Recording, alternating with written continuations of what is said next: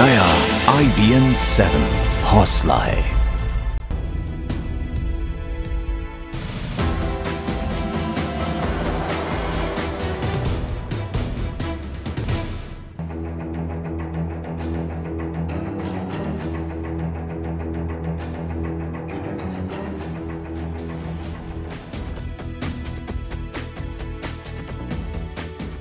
तो इंडिया 9 बजे में मैं लेकर आई हूँ एक ऐसी कहानी। जी हाँ, कहानी एक चलते फिरते प्रेत की। चलता फिरता प्रेत इसलिए क्योंकि इस प्रेत की शक्ल किसी ने देखी नहीं, किसी ने कम से कम 22 सालों से इसे नहीं देखा है। भारत का most wanted criminal underworld don Dawood Ibrahim. सरकार ने अब संसद में कह दिया है कि दाऊद पाकिस्तान में ही है। उधर पाकिस्तान ने भी अपनी शैली में कह दिया है कि जिन साहब की आप बात कर रहे हैं वो हमारे यहाँ नहीं है। हम तो सिर्फ एक सवाल पूछ रहे हैं कि क्या सरकार जानती है दाऊद का असली पता? और उससे भी बड़ा सवाल यह कि क्या कभी दाऊद को मार सकेगा हिंदुस्तान? यही है आज की टॉप स्टोरी।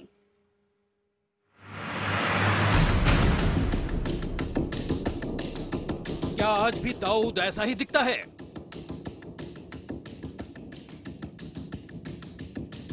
अस्सी के दशक में शारजाह में क्रिकेट मैच देखता ये इंसान कैमरे पर अंतिम बार कैद हुआ था।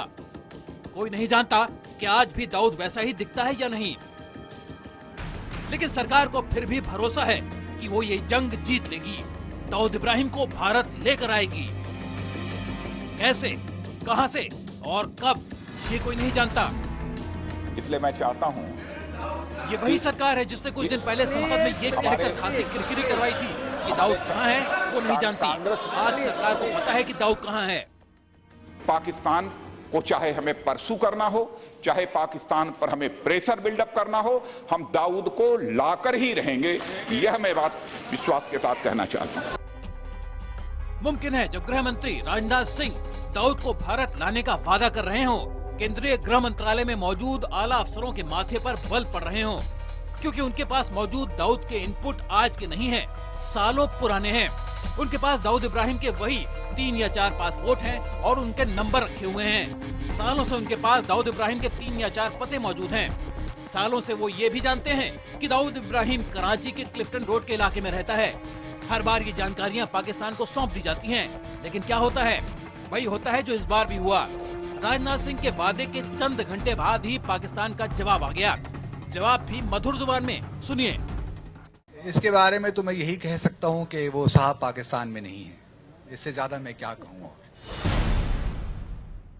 ऐसे में कई सवाल जहन में उठते हैं। आखिर दाऊद ऐसी कौन सी बला है जो किसी के हाथ नहीं आ सके, जिसे अमेरिका ने अंतर्राष्ट्रीय आतंकवादी तक घोषित कर रखा है, जो फोर्ब्स पत्रिका के सबसे खूंखार आतंकवादियों की लिस्ट में 2011 में तीसरे नंबर पर था, जिसके बारे में कहा जाता है कि वो खुलेआम पाकिस्तान में घूमता है, फिर भी भारत उस तक क्यों नहीं पहुंच पाता? आखिर हम हर बार पुराने रिकॉर्ड के बल पर दाऊद तक क्यों पहुंचना चाहते हैं? क्या ये सोचना मुंगेरी लाल के हसीन सपने देखने जैसा नहीं है? इन सवालों के जवाब देने से पहले दाऊद इब्राहिम का बायोडाटा खंगालना होगा। नाम दाऊद इब्राहिम कासकर, जन्म 27 दिसंबर 1955, यानी उम्र 59 साल। माँ बाप अमीनाबी इब्राहिम कासकर, जन्म की जगह रत्नागिरी महाराष्ट्र, पत्नी का नाम जुबीना जरीन, भाई बहन शब्बीर इब्राहिम कासकर, हसीना पारकर, इकबाल हसन, मोहम्मद हुमायूं, फरजाना तुंगेकर, जैतून अंतुले, मुश्तकीम अली, अनीस इब्राहिम, सईदा पारकर, मुमताज शेख और नूरा इब्राहिम। बच्चे मरिया इब्राहिम, महरूक इब्राहिम, मेहरीन इब्राहिम और मोइन इब्राहिम। इस लंबे चौड़े कुनबे में कई चेहरे ऐसे हैं जो दाऊद के काले कारोबार में हर वक्त साथ रहते हैं, हर वक्त भाई के साथ पूरी तरह मुस्तैद। इनमें अनीस, नूरा और हुमायूं के नाम खास हैं। ये सारे भाई दाऊद के अलग अलग कारोबार की निगरानी करते हैं। दाऊद का साम्राज्य चलाने में, फैलाने में और दुश्मनों को मिटाने में इनका बड़ा हाथ है।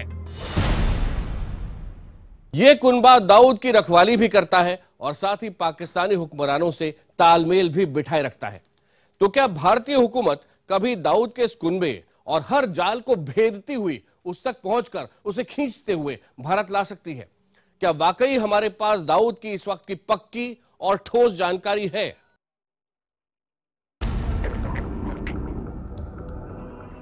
भारत सरकार और जांच एजेंसियां सालों से दावा करती आ रही हैं कि भगौड़ा दाऊद पाकिस्तान में है, लेकिन सवाल यह है कि आखिर इस दावे में कितना दम है? क्या वाकई में हमारे पास दाऊद के ठिकानों की पुख्ता जानकारी है? क्या हमारी सरकार जानती है कि दाऊद पाकिस्तान में कहां रहता है? इस सवाल का जवाब है हाँ। हमारे पास दाऊद के पाकिस्तानी ठिकानों की पूरी मालूमात है।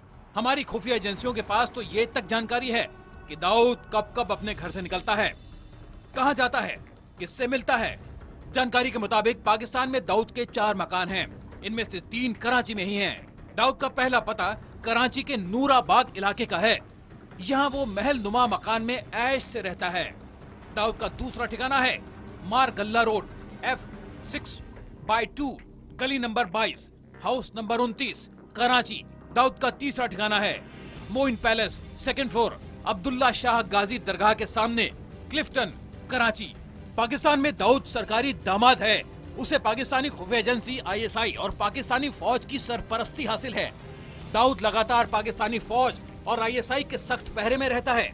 ये जानकारियां सालों से हिंदुस्तान के पास है। जानकारी के मुताबिक दाऊद ज्यादातर क्लिफ्टन कराची वाले घर में ही रहता है, लेकिन इस सब के बावजूद आज तक भारतीय एजेंसियां खाली हाथ हैं और हमारा सबसे बड़ा दुश्मन पूरी शान से पड़ोसी मुल्क में आलीशान जिंदगी बसर कर रहा है। भारत सरकार हर साल पाकिस्तान को डोजियर देती है जिसमें दाऊद से जुड़ी तमाम जानकारियां होती हैं। उसके पासपोर्ट की छोटी से छोटी डिटेल होती है, लेकिन लगता है कि पाकिस्तान सरकार हमारे सबूतों को कूड़े में फेंक देती है, इन पर कोई कार्रवाई नहीं करती और दाऊद बेखौफ पाकिस्तान में एक शहर से दूसरे शहर उड़ता रहता है। भारतीय एजेंसियों के मुताबिक कराची में छिपे दाऊद के पास 1 या 2 नहीं बल्कि 4 पासपोर्ट हैं। पाकिस्तान को दिए डोजियर के मुताबिक दाऊद के पास 2 पाकिस्तानी पासपोर्ट हैं, जबकि 1 UAE और 1 यमन का पासपोर्ट है। दाऊद का एक पासपोर्ट रावलपिंडी से जारी हुआ है जिसका नंबर है G866537। दूसरा पाकिस्तानी पासपोर्ट कराची से जारी हुआ जिसका नंबर है A1332945। इस पासपोर्ट में दाऊद को बिजनेसमैन बताया गया है और उसका नाम है शेख अब्दुल। वही जद्दा से जारी पासपोर्ट का नंबर है F823692 और UAE से जारी हुए पासपोर्ट का नंबर है A717288।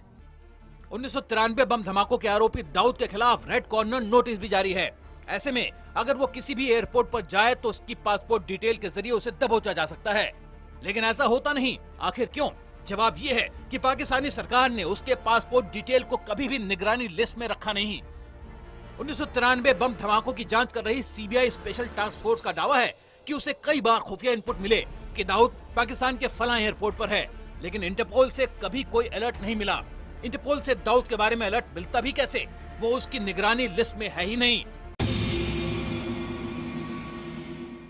इस बात की पुख्ता जानकारी है कि दाऊद पाकिस्तान में है, लेकिन वहां की सरकार यह मानने को राजी नहीं।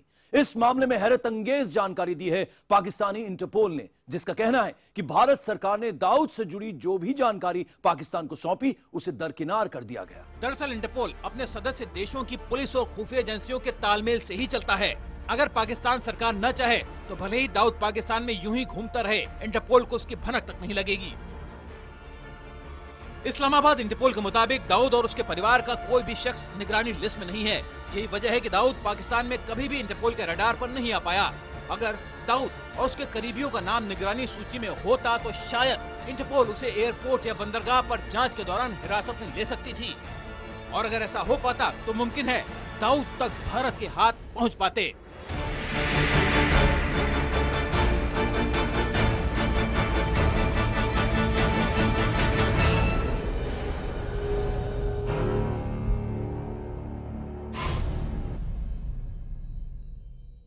दाऊद इब्राहिम कहने को एक हिंदुस्तानी, लेकिन हिंदुस्तान का सबसे बड़ा दुश्मन।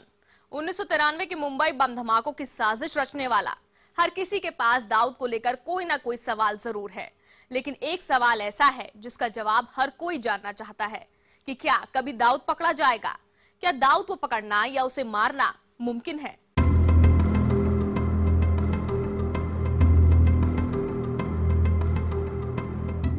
सितंबर 2013 ये वो खास तारीख है जिसे हिंदुस्तानी खुफिया एजेंसी रॉ का हर अफसर याद रखता है।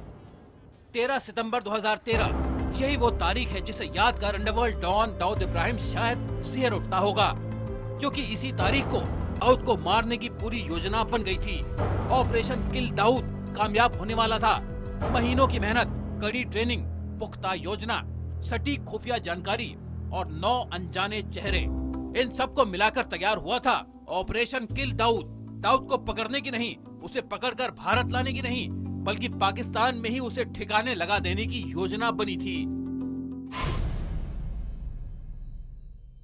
हर हिंदुस्तानी के मन में यह सवाल उठता होगा कि जैसे अमेरिका ने पाकिस्तान के अंदर घुसकर ओसामा बिन लादेन को मार गिराया, उसी तरह क्या हम दाऊद इब्राहिम को ठिकाने नहीं लगा सकते? जवाब है हां, हम दाऊद तक पहुंच सकते हैं।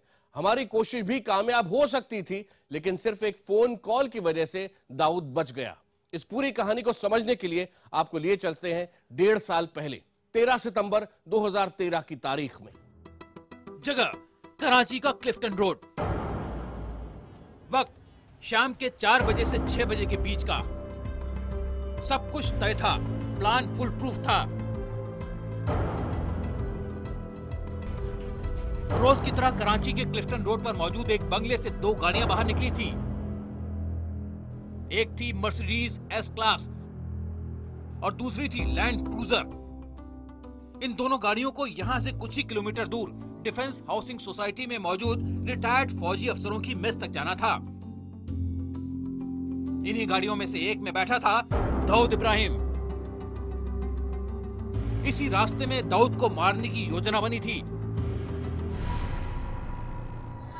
सूत्रों के मुताबिक इस योजना को अंजाम देने के लिए खुफिया एजेंसी रॉ ने 9 जांबाज एजेंट्स दुनिया भर से इकट्ठे किए थे। इन्हें सुपर बॉय के नाम से जाना जाता है।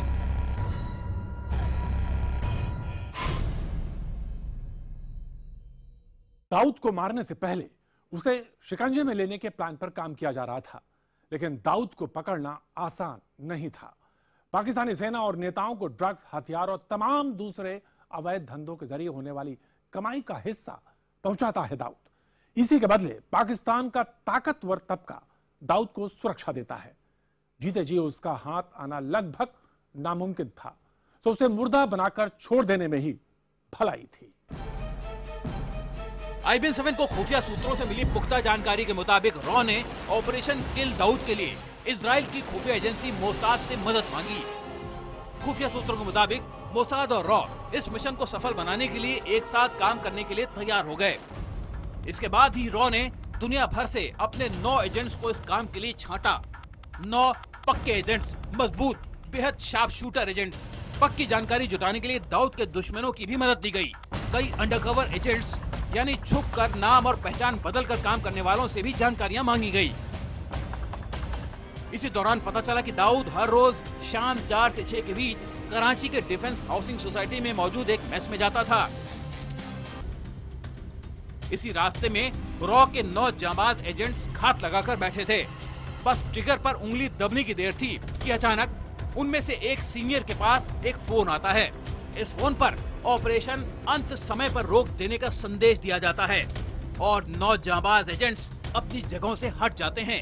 आखिर किसने किया था ये फोन? क्या था इस फोन का मकसद? आखिर कौन नहीं चाहता था कि दाऊद को पाकिस्तान में ही मार दिया जाए? ये प्लान नाकाम रहा, लेकिन सवाल अपनी जगह आज भी कायम है। क्या दाऊद को मारा जा सकता है? Bureau report, IBN-7। और ऑपरेशन किल दाऊद की पूरी कहानी आपको दिखाएंगे रात 10 बजे।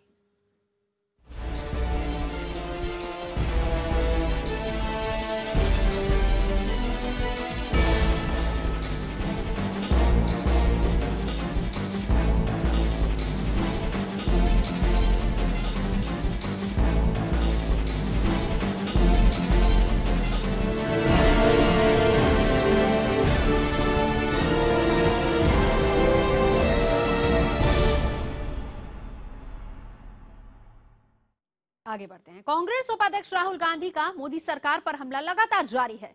किसानों मजदूरों के बाद अब राहुल ने आरोप लगाया है कि सरकार मछुआरों के खिलाफ काम कर रही है। उन्होंने आरोप लगाया है कि सरकार ने छोटे मछुआरों के मछली पकड़ने पर पाबंदी लगाई है, जबकि विदेशी कंपनियों को इसकी इजाजत दी गई है। हालांकि केंद्र ने राहुल के इस आरोप को बेबुनियाद बताया है। पहले सूट बूट वाली सरकार, फिर किसानों को लेकर केंद्र पर वार, उसके बाद बिल्डरों के लिए बिल बनाने का आरोप और अब मछुआरों के सहारे सियासत। मोदी सरकार को सूट बूट की सरकार का नाम देने वाले कांग्रेस उपाध्यक्ष राहुल गांधी के आक्रामक तेवर जारी हैं। सोमवार को उन्होंने एक बार फिर केंद्र सरकार को सूट बूट यानी बड़े लोगों की सरकार करार दिया। राहुल गांधी ने आरोप लगाया कि तटवर्ती इलाकों के छोटे मछुआरे इन दिनों बड़ी परेशानी में हैं। सरकार ने छोटे मछुआरों के मछली पकड़ने पर रोक लगा दी है, जबकि विदेश की बड़ी कंपनियों को इसकी इजाजत है। पहले सूट बूट की सरकार किसानों के पीछे पड़ी, अब किसानों के पीछे पड़ी हुई है, मजदूरों के पीछे पड़ी हुई है, अब मछुआरों के पीछे भी पड़ गई है। जो भी इस देश में कमजोर है उससे पैसा खींचना, उसको दबाने का काम सरकार कर रही है। राहुल गांधी के आरोप पर सरकार भी कहां चुप रहने वाली थी, सो उन्होंने फौरन उन पर पलटवार किया। इस बार मोर्चा संभाला केंद्रीय मंत्री नितिन गडकरी ने। उन्होंने राहुल के आरोप को पूरी तरह बेबुनियाद बताते हुए कहा कि सरकार ने मछली पकड़ने पर कोई रोक नहीं लगाई है और न ही किसी विदेशी कंपनी को इसकी इजाजत दी है। उनका आरोप 100% गलत है। ऐसा कोई सरकार ने निर्णय नहीं किया है, कोई विदेशी जहाज आए नहीं है और किसी प्रकार की ऐसी घटना हुई नहीं। इस प्रकार की कोई तकरार भी मिनिस्ट्री के पास आई नहीं है। विदेश में लंबी छुट्टी बिताने के बाद जब से राहुल आए हैं, तभी से उनके तेवर और सियासत में बदलाव देखने को मिला है। वो न केवल मोदी सरकार पर निशाना साध रहे हैं, बल्कि मीडिया के बीच भी अपनी बात खुलकर रख रहे हैं। आमतौर पर कैमरों से बचने वाले राहुल गांधी सोमवार को बाकायदा संसद भवन परिसर में मीडिया वाली जगह पर पहुंचे और इस मुद्दे पर अपनी बात कही। राहुल गांधी पिछले कुछ समय से लगातार केंद्र सरकार पर हमलावर हैं। किसानों, मजदूरों और अब छोटे मछुआरों की बात उठाकर राहुल गांधी केंद्र सरकार को गरीब विरोधी साबित करना चाहते हैं। अपने हर आरोप के साथ वो केंद्र सरकार पर सूट बूट की सरकार होने का तंज भी कसते हैं, जिससे वो सरकार को पूंजीपतियों की सरकार साबित कर सके। कैमरामैन राकेश नेगी के साथ विक्रांत यादव, दिल्ली, IBN 7। आगे बढ़ते हैं। तमिलनाडु की पूर्व मुख्यमंत्री और AIADM के सुप्रीमो जयललिता और उनके लाखों समर्थकों के लिए सोमवार का दिन बड़ी खुशखबरी लेकर आया। आय से अधिक संपत्ति के मामले में कर्नाटक हाईकोर्ट ने जयललिता को सभी आरोपों से बरी कर दिया। हालांकि कुछ लोगों ने इसे न्यायपालिका के लिए काला दिन बताते हुए इस फैसले पर सख्त विरोध जताया है।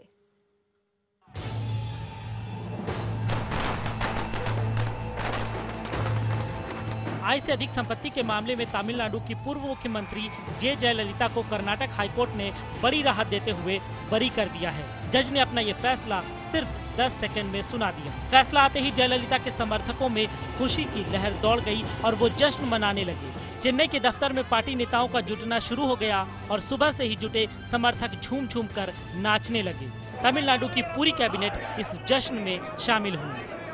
The learned judge sat in the court and pronounced a judgment that all the accused are acquitted and the appeals filed by them have been allowed and the prosecution case stand dismissed. जश्न सिर्फ तमिलनाडु में ही नहीं मन रहा था, दिल्ली में भी ताबड़तोड़ लड्डू बांटे जा रहे थे, वो भी संसद में। AIADM के सांसदों ने इस मौके को त्योहार की तरह मनाया और जयललिता के लिए जमकर नारे लगाए। It's a great verdict for Amma. It's a great verdict. She's a brave lady. She's a brave lady. She's a brave lady. Amma will never be defeated hereafter. Ever. Yes, she's a great. She is to be the everlasting chief minister. Yeah, evergreen hero in Tamil Nadu. Karnataka high court के फैसले से गदगद जयललिता ने कहा, मैं court के फैसले से बेहद खुश हूँ। न्याय और सच की जीत हुई है और उन लोगों को मुंह की खानी पड़ी है जो मुझे और मेरे गुरु MGR को बदनाम करना चाहते थे। मैं सोने की तरह आग में तप कर कुंदन बनकर उभरी हूँ। अदालत से अम्मा का बरी होना विरोधियों के लिए तगड़ा झटका जैसा है। बीजेपी इसे हैरान करने वाला फैसला बता रही है तो कानून के जानकार न्यायपालिका के लिए काला दिन कह रहे हैं। It's a bit surprising, this judgment, and we have to study it to find out where the judge has relied on, because he has to give an argument. वो ये दर्शाता है कि इस देश की न्यायपालिका बड़े-बड़े बहुत प्रभावशाली पॉलिटिशियंस वगैरह के कितना इन्फ्लुएंस में आ जाती है। माना जा रहा है कि तमिलनाडु के मुख्यमंत्री ओ पन्नीरसेल्वम जल्द ही पद से इस्तीफा दे सकते हैं और जयललिता एक बार फिर राज्य की मुख्यमंत्री बन सकती हैं। जानकार इसे 2016 में होने वाले विधानसभा चुनाव से पहले AIADMK की बड़ी जीत के तौर पर देख रहे हैं। लेकिन राज्य सरकार इस फैसले के खिलाफ अगर सुप्रीम कोर्ट में अपील करती है तो जयललिता के मुश्किल भरे दिन एक बार फिर शुरू हो सकते हैं। Bureau report IBN 7। तो इंडिया 9 बजे में फिलहाल इतना ही। ब्रेक के बाद दनादन खबरें पंकज के साथ।